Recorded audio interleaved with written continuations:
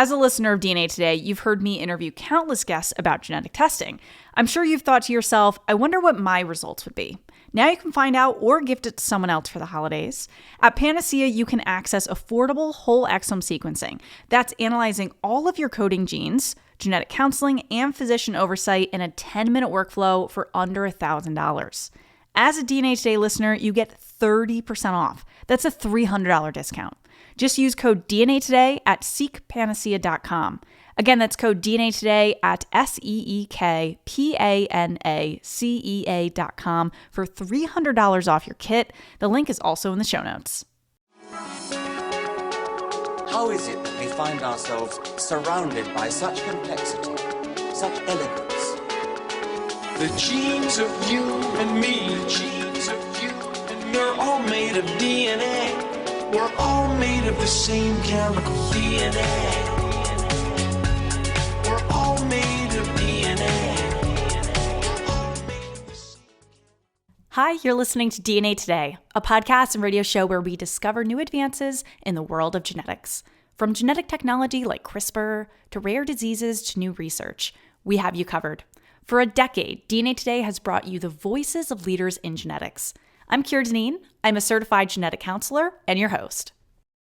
Joining me now is Nicka Smith, pro-genealogist with over 20 years of experience. She's the host of BlackProGen Live, a web series focused on genealogy and family history with a special focus on people of color. Thank you so much for coming on. Thanks for having me. So my first question for you is why you think people are so drawn towards Ancestry? Because you get anybody talking about it, they're interested to some degree. Unlike any other topic you throw at someone, it's like, oh, maybe it sticks, maybe it doesn't. But people just have this innate curiosity towards their ancestry. Why? Well, it's one of the things in life we have no control over.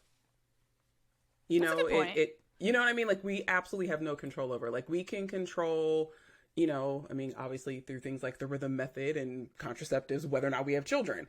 We can control where we live. We can control, you know, for the most part, the job we have and things like that. Like, a lot of these things are choices, but our family, you know, the people that create us, that's not something that we can create. That's not something we can orchestrate. Now, granted, there are plenty of opportunities that people have throughout life to create community and family on their own. You know, especially if they don't necessarily align with their biological family ideology, you know, with their ideologies or maybe in their lifestyle choices and things like that. But, you know, but at the bare bones, you know, and the biology of everything, we have no control over who our family members are and who our ancestors are. And so I think that's what makes family history research and ancestry so alluring, is that it's this kind of excavation journey. It's a scavenger hunt, you know, and some people do not like scavenger hunts. They just want to get to the end. They want to see the pot at the end of, you know, of the rainbow, and to kind of liken it to like some of our like cultural stuff. You know, there were certain kids that like Lucky Charms, the entire cereal, right? Like they ate everything. They ate the marshmallows. They ate the, you know, I don't even know what the other part of the cereal is called because as a kid, I ate the marshmallows out. I didn't eat the more grainy part, I guess. I don't know. It's not even a great explanation, but right. I don't even know what it's called. Non-marshmallow part. Right. But I would, because you have to think about the level of scavenging you have to do as a kid to pick the marshmallows out to eat them.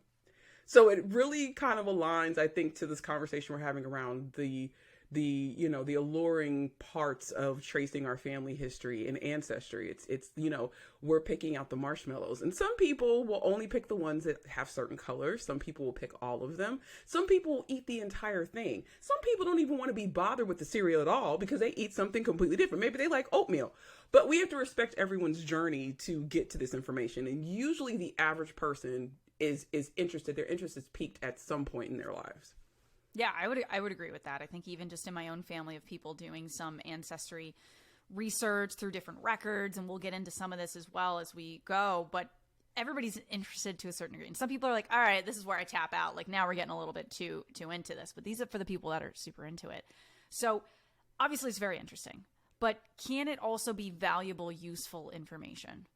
Oh, absolutely. I mean, you know, to me, I often joke like that I can connect anything in the world to genealogy and family history. It does not matter. I mean, I literally just gave an example about Lucky Charms cereal. Now, when's the last time I ate You've already proven you have that skill set. Right? I'm like, when's the last time seriously, like I literally can connect it to anything. To be timely, like this week with this announcement, if people watch sports and they're keeping track of like college football and Deion Sanders going from Jackson State to Colorado, right? I even connected that. I was talking to people. They're like, well, what do you mean? There is a connection. Historically, Black colleges and universities, they start because of segregation and who had the opportunity to go and play. And then how you have him, who's Deion Sanders. Historically, let's talk about him. He played 2 sports. People don't even do that anymore. He played baseball and he played football. And how his life journey is that. But now it's going into playing in Colorado, which traditionally you don't necessarily have a lot of Black people there, but you do because of people moving out of the Deep South and exploring the country and trying to go for better opportunities. So you literally see how many touch points I just touched on with just Deion Sanders. All of these things connect back to history and genealogy. Like they just do. And we're living genealogy, we're living family history every day. We leave little nuggets and pieces behind that other people are going to come up, either our descendants, direct descendants, or family members are going to want to come and do research. They're going to want to know, how in the world did the 2 of these people get together? Like, how are they on this podcast together? Like, how did they find each other? Right? Like, all of that is genealogy. All of it is family history. And that's really what we're charged to do when we begin this journey, is to try to figure out, well, how did these 2 people get together? Right? That's literally all it is. Only instead of it being, 2022, it's 1945 or it's, 1782. And we can't talk about ancestry without bringing up genetic testing, obviously, right? You guys knew that was coming. So when we look at ancestry testing, we often are looking at the big companies, 23andMe, Ancestry DNA, MyHeritage. Why does the ancestry percentage change over time in these portals? So I know for one of my relatives, they're like, wow, we're 1% Asian. And I knew, I probably know kind of how you're going to answer this, but eventually that disappeared. So it didn't change. We didn't suddenly become that, we're no longer 1% Asian. But can you explain like how our genetic results can change over time? Absolutely. So genetic results are not always static. In fact, you actually kind of don't want them to be. The reason why is as the technology gets better, as the algorithm of the test that you've taken gets better, it's going to shift, so I've seen people go out and get tattoos of their admixture on their arms, and I'm like, oh, you might not have wanted to do that. Well. Right? It's not going to age well. Unless it's a temporary tattoo. Correct. But the reason why you don't want it to really stay stagnant is because, again, things are getting better. Think about the first cell phone you ever had and the pictures that came out of it. I mean, we thought, yeah, we're rocking. This thing is great, until the iPhone 13 came out and you're like, oh my gosh, look at what this does in like no light. Yeah, and now I have a 14. I mean, how many cameras can we get in one device? On one device. Yeah. So literally, if you look at just your phone and pictures, you see over time stuff has shifted. It's changed. It's gotten more advanced. It has way more features. DNA should also do the same thing. Your admixture should also do the same thing. And tests are based on reference panels. These are things where the companies will get publicly available data sets, include them into their algorithm, as well as kind of analyze the results that come from their actual customers' testing to just, define communities better. And these are places all over the world. So it could be that as of when your family member took the test, that segment of DNA was coming, was reading Asian, but then now it may not be that anymore. Maybe it's like, oh, you know what? We need to refine that more. Maybe that should go into another area. So yeah, when you're looking at those trace regions, things that are under like 5%, you got to keep in mind that stuff is going to shift and change over time. And we want it to, because we want it to be as accurate as possible. Yeah, that's what I tell patients all the time when they come in. And one of the questions I ask when I go over family health history is, do you have any Ashkenazi Jewish background? Or I say just Jewish ancestry. And people always ask, why are you asking that? And that's kind of a whole another segue. But they're like, yeah, it came up like 2% on my ancestry. And in my head, I'm like, okay, so I don't think that really counts, because if they look back, it's probably going to disappear. And that's it, as you're saying, it's because our databases are getting better and we're understanding, oh, that little piece of DNA, those little sequences, that actually came from this region and not what we originally thought. So it's not our DNA that's changing, but it's our understanding of how that fits in terms of human ancestry and just evolution. Now, part of that with databases is that databases have a lot of people of European ancestry in the databases, and they don't have as much non-European ancestry or people with more recent lineage to Africa and other areas. So when I do a genetic test, and I've done one through Ancestry DNA, I for my paternal side, my dad's side, I know that from family stories, we're from East Cork, Ireland. And so when I go through with that, it actually does come up. East Cork, Ireland is the majority, and then a little bit Central Cork and whatnot. But that's going to be different if that wasn't my ancestry. It's not going to be as specific from what I've heard from other people of different ancestry than me. Are there certain companies that you think are doing a better job than others, or what you recommend in terms of having a more diverse database? I mean, I don't want to necessarily put you on the spot, I guess, with naming, but I guess any other thoughts with just having our databases be more diverse and inclusive? Well, part of the challenge with the inclusivity of databases is where people can get samples. That's also one of the things that we have to keep in mind. So if European countries are providing more of a sample size as opposed to certain, African or even Asian locations, then the databases are going to have more predominant European ancestry within them. At the same time, though, we've seen this boon in testing. And so whereas the reference panel may have been initially driven entirely by the samples that were publicly available, we're able to sort of recalibrate based on customers who are testing. And one of the ways that you can do that is if you've identified customers who have ancestry where all four grandparents are from the same African country. You can do that. Same thing in other countries in Asia as well, right? And so with that said, things are getting better and more specific. For instance, each company offers different things, but specifically on Ancestry, one of the things that I think a lot of people miss are the communities, where the admixture, or what I call your sexy pie chart, everyone wants that, right? That's got, Cameroon, Congo, Western Bantu nations, England, Scotland, Senegal, Mali. It's got all of that. That's within the last 2,000 years. But if you scroll down the page, you actually get communities, and the communities are within the last 150 to 200 years. So it's much more recent, and those are diverse as I don't know what, and they're accurate. Some of them even go down to the county. And I'm not even specifically saying, because in Ireland, I have a cousin, I joke, she's the most Black Irish person I've ever seen in my life. And she has, County Cork. She's got all this, those areas that are broken down. So she's my cousin is what you're saying. Correct. Right. She could totally be related to you. And she's got all of that stuff. But then she also has things like early Virginia African Americans. She's got North Carolina groups. I've got Mississippi and Louisiana African Americans. So even if we're not down to necessarily the tribe level or the chiefdom level in West Africa yet, we still have a more current connection to where our ancestors are stateside, or even in the Caribbean. It's not even just stateside, it's in the Caribbean as well. I was talking to someone last week who one of their parents is Puerto Rican. They had indigenous Puerto Rico. They had several areas in Puerto Rico. So even if you haven't done the work on your tree, you can drill down in communities to get even an idea of like where, even more recently. And, I always talk about the first time I ever saw that feature, I just could not, I was like, how did you do this? It's somewhat recent, because I remember when I first did it, I did it when I was starting grad school, for people that have been long time listening. So that was like Christmas of 2018.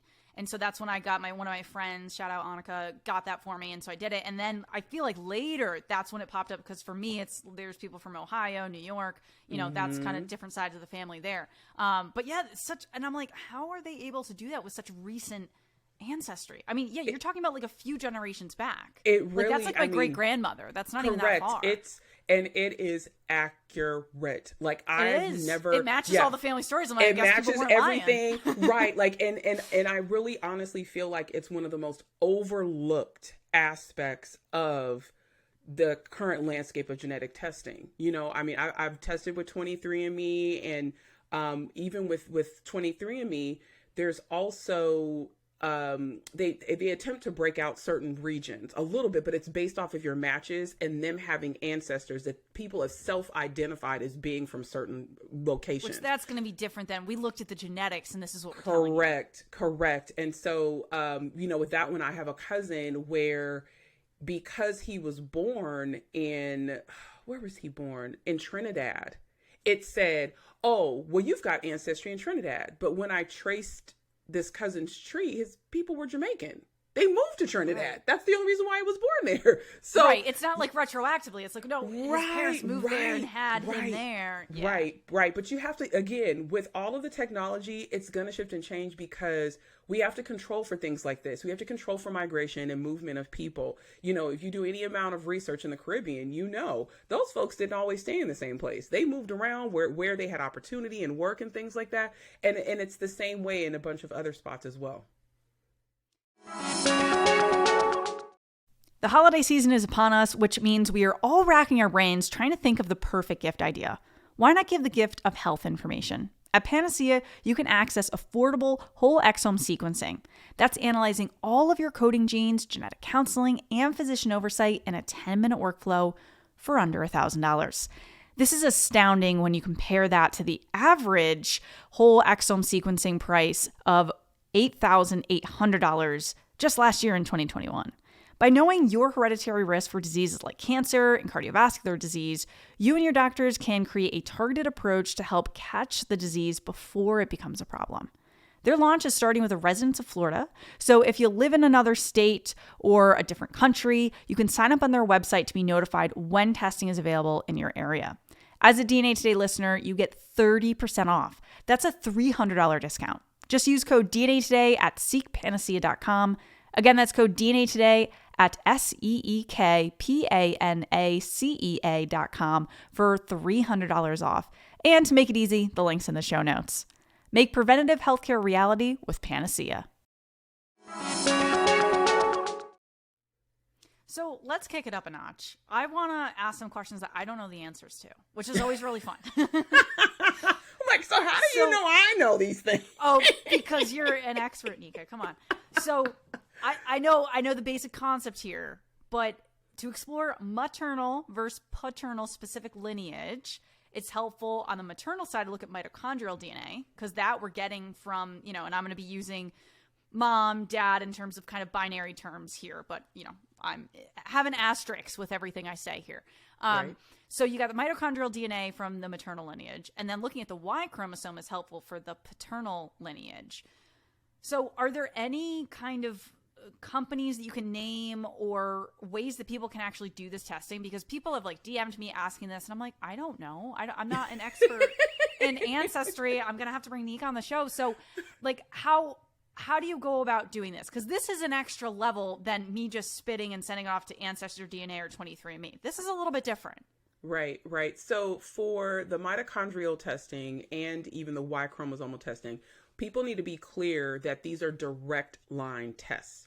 What I mean by that is, as someone who identifies as a woman, who was born female, I've got 2 X chromosomes. One of them comes from my mother. So if I do a mitochondrial test, it's going to trace me, my mom, her mother, her mother, her mother, her mother, mom's going all the way straight back. Now, because I was born female, I can thus not test for Y chromosome. Okay. So that means that I would have to test my father, or I'd have to test my brother or my nephew through my brother, because all of those men share the same Y chromosome coming from the same man. So if they take the Y chromosome test, it's going to test their father's line. Now, there are not a lot of companies that do testing for mitochondrial DNA and for Y-DNA. Family Tree DNA is one of the companies that does offer that testing, as well as African Ancestry. But they're really kind of doing two different things. African Ancestry is testing connections to African countries. And if you have ancestors on those direct lines that go back to Europe, they'll say they go back to Europe. Family Tree DNA is doing they're identifying the haplogroup, and they're also matching you against the other people in their database that come from that same woman, based on a series of markers. And so you have that. You do get aspects of mitochondrial and Y-DNA testing through a company like 23andMe. They will give you your haplogroup, so I can get my maternal haplogroup, my brother or my nephews could get my father's paternal haplogroup.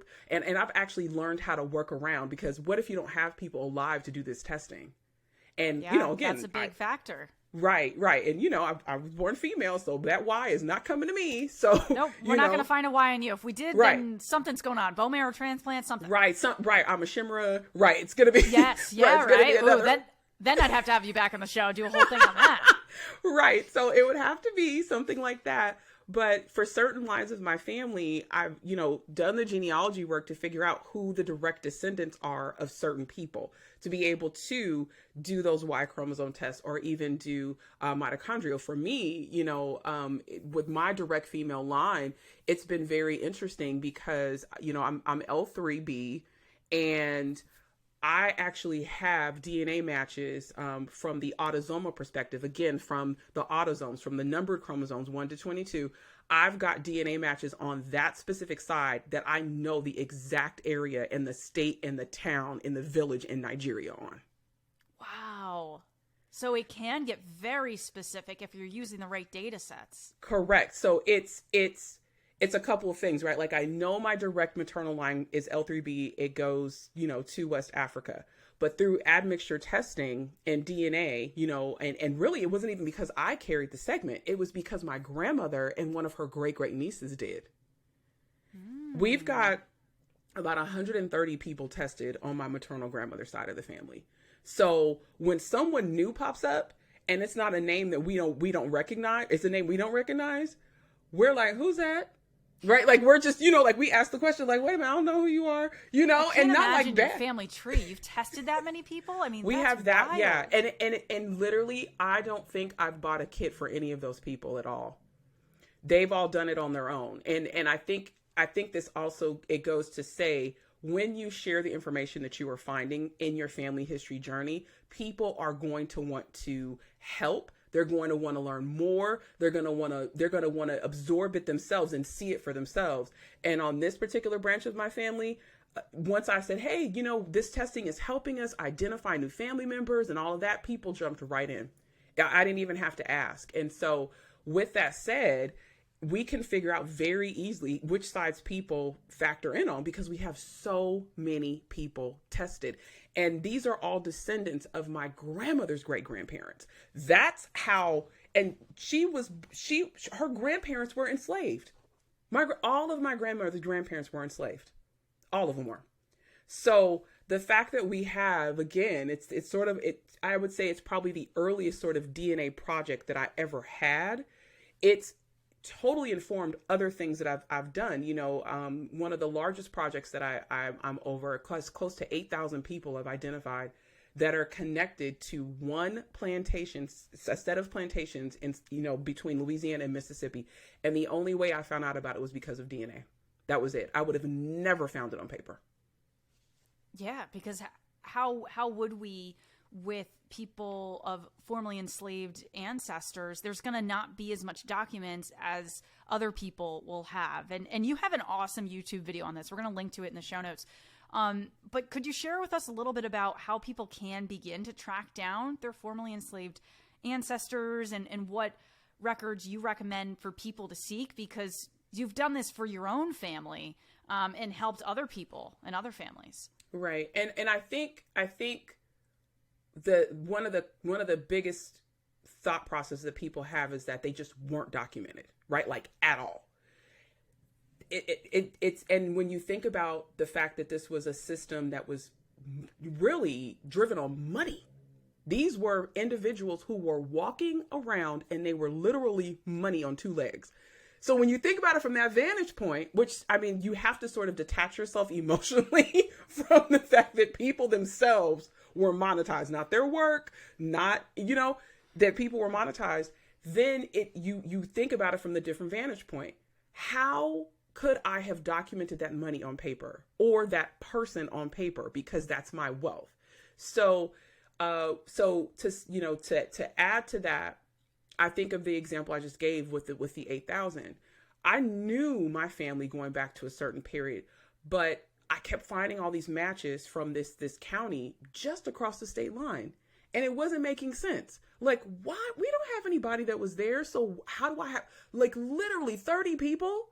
That's not 3. That's not 5. That's 30 people. This is almost like the ancestors setting up a neon sign and flashing it at you. Like, look, it's right over here. Stop ignoring me. Right. And so one of the easiest things that people can do is look at the community their ancestors are in, especially if they were there prior to the Great Migration.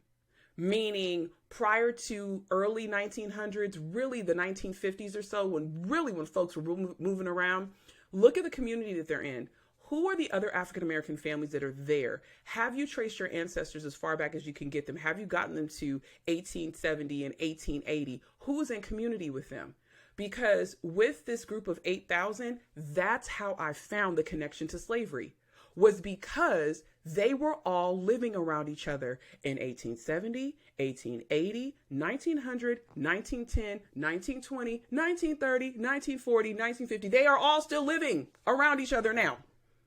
But if you do things like look for the nearest white person, because that's something that folks have taught for years, like, oh, look for the nearest white person that has a lot of money in 1870.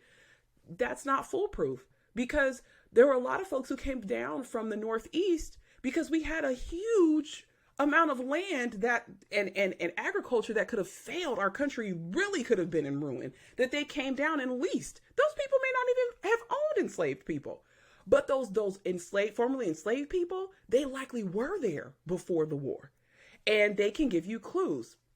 And so I would say definitely trace back as far as you can. You can use resources like the Freedmen's Bureau, which is an incredible record set that is totally understudied and underutilized, where you have, it only was really in operation for like 8 years, but it's the federal government coming in to stabilize the country and, doing things like providing rations, schooling, marrying people, facilitating labor contracts between former slave owners and the formerly enslaved, certain aspects of the United States colored troops they were over, all of that stuff. It's the first time you can see people documented as people and not with dollar values across from their name as property.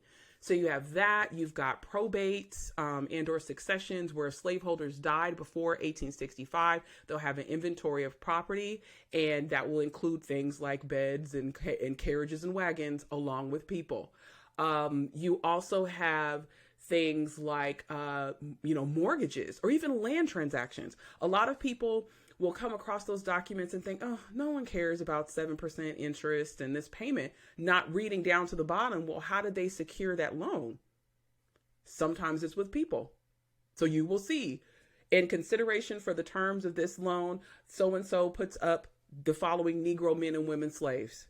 And don't corral slavery to just being a Southern thing, because slavery was legal across the entire country. You had people going out to California during the gold rush, bringing slaves, and knowing that slavery was not legal and that they had 365 days to keep that enslaved person in California. And on the 364th, they could take them out and restart the clock. People did that. Wow. There's gradual emancipation in the northern states, right? Oh, hey, slavery's over, but you got to stay enslaved until you're 21. That happened in the North.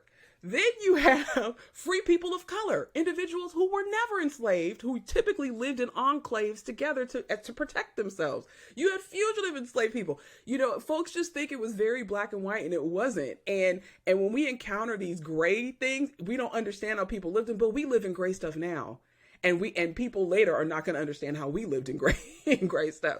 So yeah, so besides Freedmen's Bureau, 1870, 1880 census, successions or probates, land records, land transactions, if you go back to that 8,000, that's one of the reasons why I have people documented, enslaved people documented 15 times, is because their slaveholders were mortgaging against them yearly.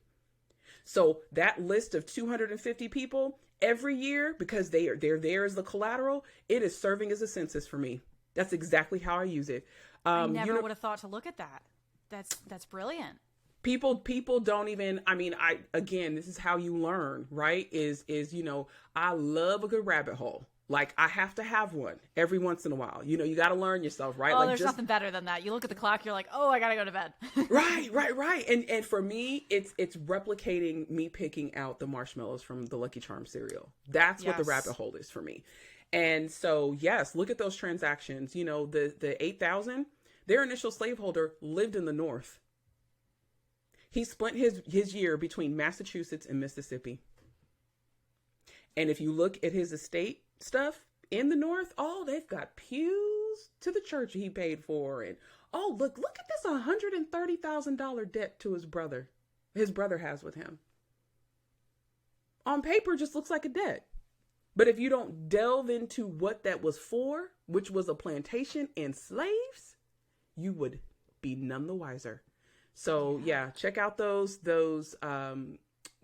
deeds, mortgages, conveyance records, universities. I think a lot of people don't realize that colleges and universities have incredible records that are from enslaving families, diaries, ledgers, all of that kind of stuff. Thankfully, we've had some incredible academics that have gone through colleges and universities and microfilmed and those collections and put them together in something that people can use and can access from home.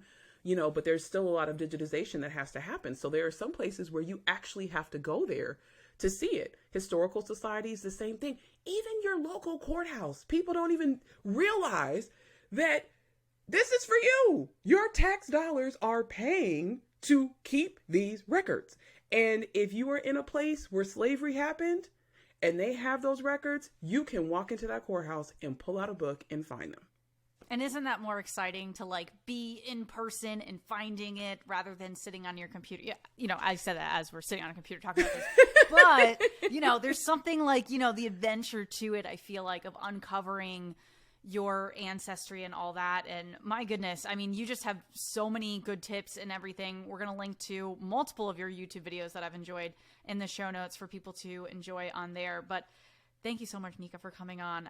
It's just, you're so fantastic and so engaging. And I just really want to thank you for educating myself and my listeners. Oh, thanks so much for having me. For more information about today's episode, visit DNApodcast.com, where you can also stream all episodes of the show. We encourage your questions, comments, guest pitches, and ideas. Send them all into info@DNApodcast.com.